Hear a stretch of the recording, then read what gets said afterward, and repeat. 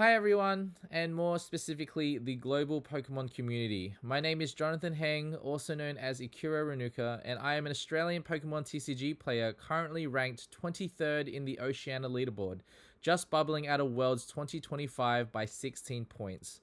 I'd like to start off by saying that this video is not because I didn't earn enough points to meet Pokemon Company International's criteria to be eligible for Worlds 2025.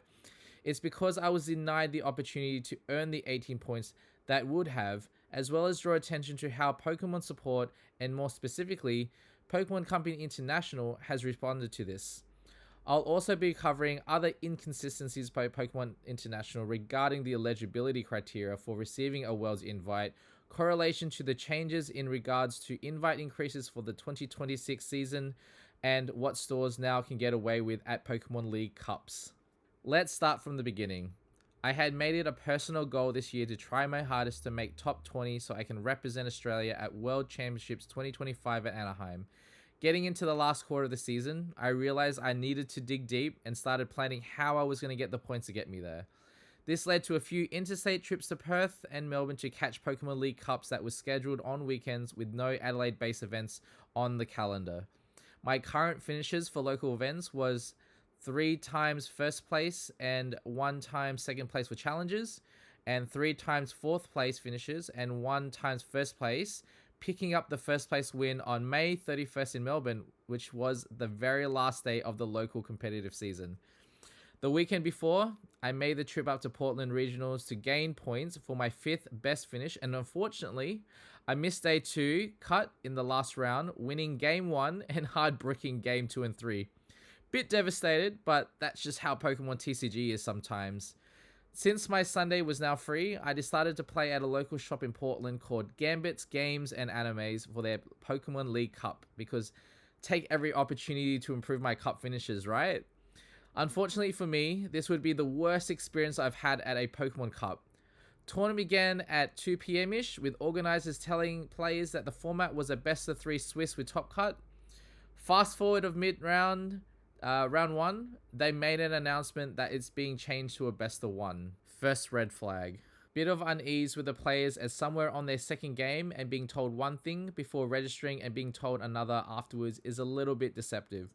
Obviously in this instance, players just accepted this change because what else can we do, right? Tournament progresses and I managed to squeeze into 8th place with a score of 4-2. I paired against first seed who was undefeated in the tournament and I managed to win after a few close games into Dragapult. Now into top 4, I versed a Joltik box. We were 1-1 and end of time turns were called. We both packed up thinking since we can't resolve the last game, we needed to play a tiebreaker game to decide who would make finals. Judge came and didn't know what to do. One spectating player suggested that we get a regional judge on the line for a second opinion. The first thing he mentioned was he was already out to dinner and has had a few drinks, which may have, clouded judgment. He provided the ruling that since we were 1-1 and we had provided an irreparable game state, a double game loss penalty would be awarded to myself and my opponent, and since we were 1-1 with a game loss each, there is no winner for this match. The judge and organizer took this ruling and presented it to us. I refused to accept this as we were in a top cut match and there needs to be a determined winner, as outlined in the Play Pokemon Tournament Rules Handbook. This can be seen on page 50, section 7.2.5 game loss. Under 7.2.5.2 application, it clearly states in extreme cases where significant errors have been made by both competitors in a game loss penalty may be issued to both competitors simultaneously. A single match terminated in this manner is not a tie. It is recorded as having no winner. See how it refers to a single match? We were playing a best of 3 with 3 games, not just 1.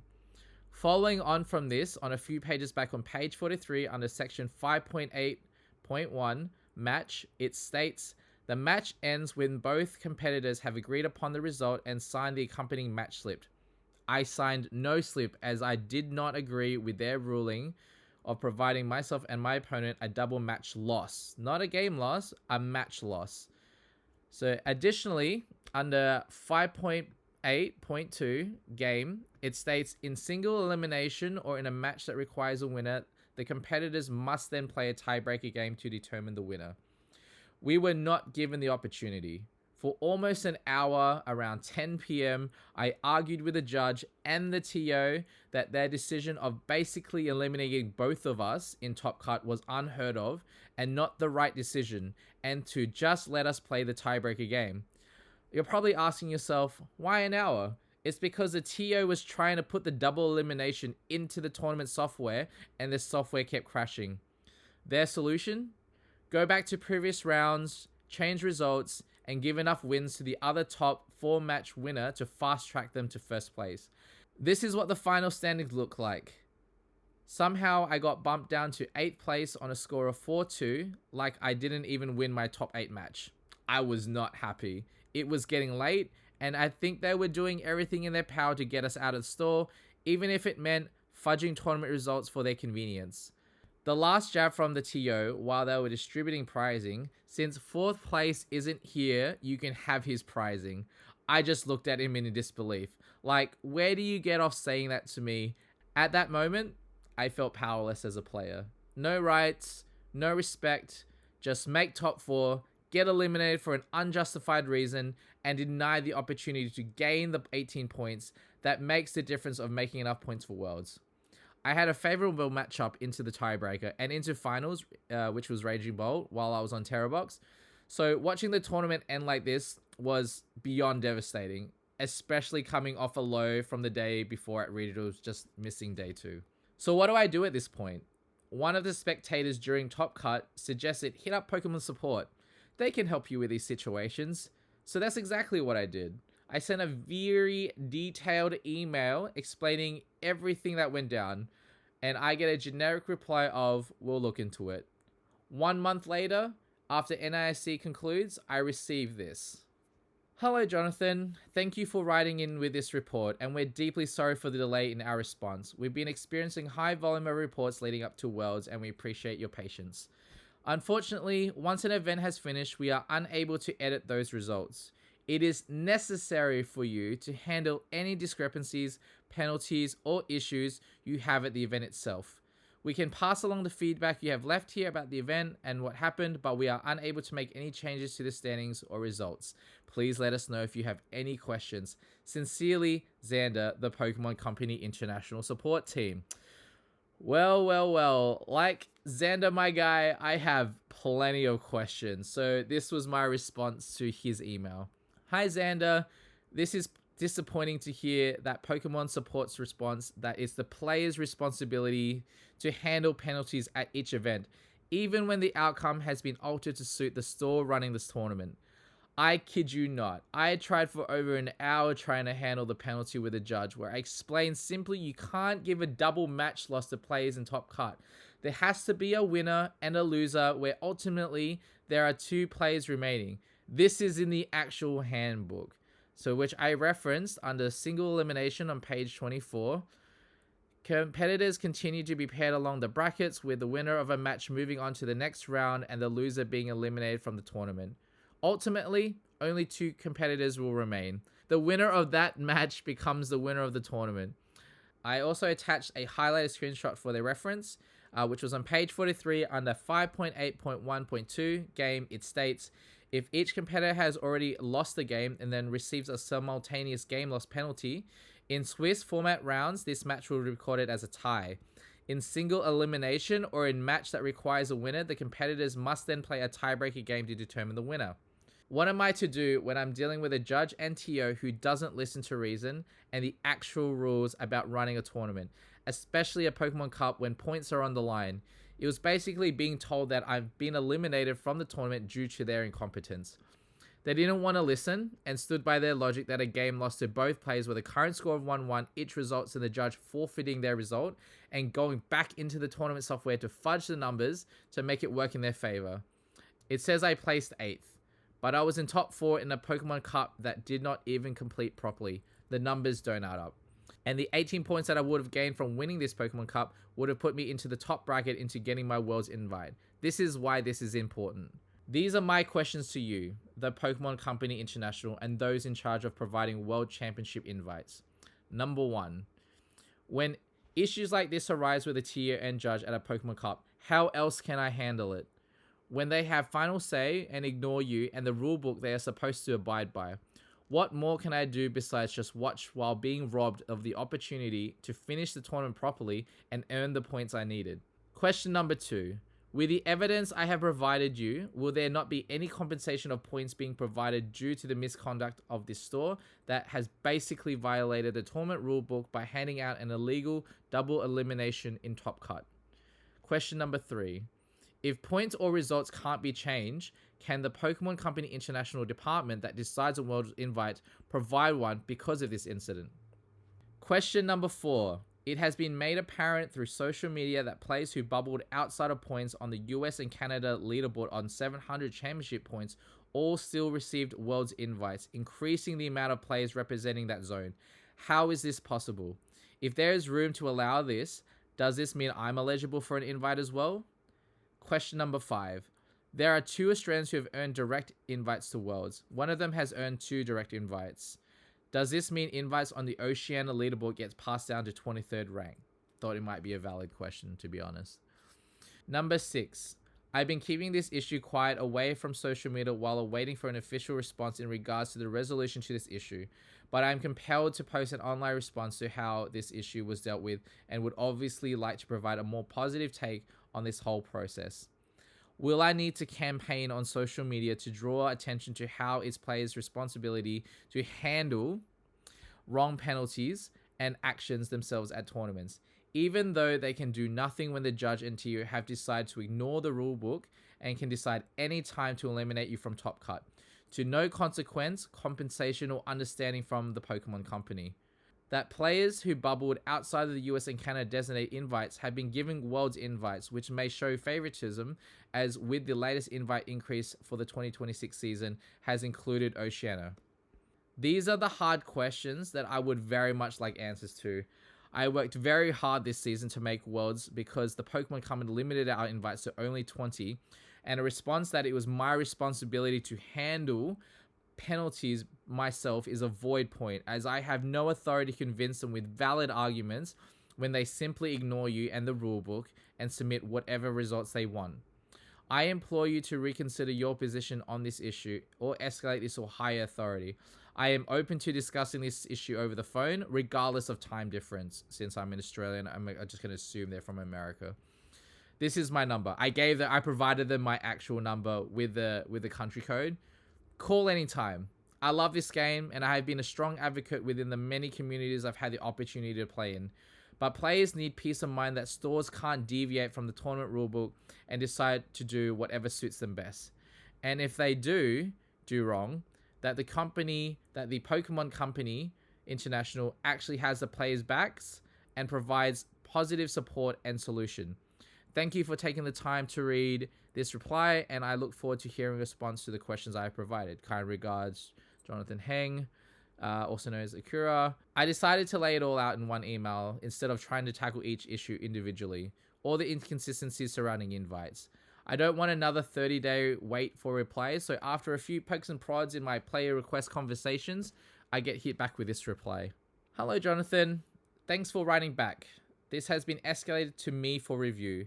We are unable to edit the results of this event, but we have forwarded what you have reported to an internal team. As a policy, we do not share progress or final outcomes or reviews, so you will not receive updates on this matter. To answer your questions, when issues like this arise, please submit a support ticket as you have here, and we are happy to review it. If a disciplinary action is required for privacy purposes, only those receiving the disciplinary action will be notified. Wonderful. Number 2, we are unable to provide compensation for this issue. Number 3, we are unable to make an exception to our Worlds qualification process. Number 4, qualifications for Worlds this year is a fixed number based on the top X players from various regions, meaning there is no specific CP threshold. For more information on our Worlds qualification process this season, please visit our website explaining it here. Like, we haven't already scoured through this already, but whatever. Number 5, as mentioned on the website linked above, in addition to the players who qualify championship points, Individual top performers at major events will earn direct invites to the Pokemon World Championships. Competitors who place first at a regional or special championships receive an invitation. And the top 4 at each international championship will earn an invite. Invites earned through this method will not count towards the total invitation slots for that player's rating zone. Answer number 6. Submitting a support ticket for our review is the proper and most effective medium to report issues to us. We are also unable to offer phone support at this time. Thank you again for your report. We consider this matter closed and we will move forward with our review with the information we have available. Sincerely, Rose, the Pokemon Company International Support Team. So let's break down what this means. It means that stores can straight out eliminate you from Top Cut with possibly some consequence to them, but for the players who got eliminated for no good reason, good luck, have fun. It's the player's responsibility to handle penalties, and I say handle penalties during the event, and once results are submitted, there's nothing the Pokemon Company can do about it, or refuse to do about it. In a nutshell, players have no rights within the Play Pokemon system, and especially those gunning for future invites to Worlds 2026. The Pokemon Company International has made it official that this is the reality for all decisions made in competitive tournaments. They are final, and there's nothing you can say, do, or reference in the official Play Pokemon Rule Handbook that convince them that their ruling is incorrect. So that's pretty much the whole back and forth that I've had with Pokemon. About the issues with the cup, with the invites and all this other stuff, and they basically just gave me a very deflective answer, and providing a few inconsistencies, which I'd like to address now because I just wanted to get it out all of there. So let's hit up the next part. So let's address the answer to question 3, 4, and 5 regarding Worlds invites. So number 3 was that may make no exceptions. Number 4 is that there's a fixed number based on the play, like the amount of cap that they have for each region. And, invites don't get passed down. So it seems just a little inconsistent to what actually happened with players receiving invites, especially those in the US and Canada region. And this is what I'm currently posing to them as a response to the first case, as well as creating a new support ticket with evidence from a player who posted the timeline of their emotional roller coaster from not receiving an invite due to bubbling out of a Worlds invite due to the difference in play points, and then to receiving an invite anyway. So this was my response to their inconsistency. Hi Rose, in regards to your answer on number 4, can you care to explain this? US and Canada invites went up to 139th place when including direct invites, making Elsie Crozier the last player to qualify for Worlds 2025 on 700 CP and with the most play points of the 2025 season. Why have you also invited everyone else on 700 points with lower play points, effectively opening an additional 7 additional invites for that season? Your answer to question 3 says you don't make exceptions to your Worlds qualifications. Does this not seem contradictory, hypocritical? My situation is unique, as a store who didn't follow the tournament rulebook eliminated me and my opponent from the tournament while arguing with them for an hour that decision was wrong. And you're basically telling me that there is nothing we, as players, can do about it, and Pokemon support is a dead end as you apparently can do nothing about it. I've attached a proof of said hypocrisy from Austin Charles' perspective. One Twitter update exclaiming he didn't make World's invite list due to your eligibility guidelines, and an update later that you disregarded your own eligibility guidelines and opened more invites for that zone even though you say there are set invites for each zone. Would love an explanation on this. Regards, Jonathan Heng, also known as currently on the outside of the qualifying bubble on 23rd, just like Austin Charles. Ignore the bibble. I don't know. My brain, I received this email and I responded to this email at 7 in the morning. But you get the idea. This is where I'm currently at with my battle with the Pokemon Company International.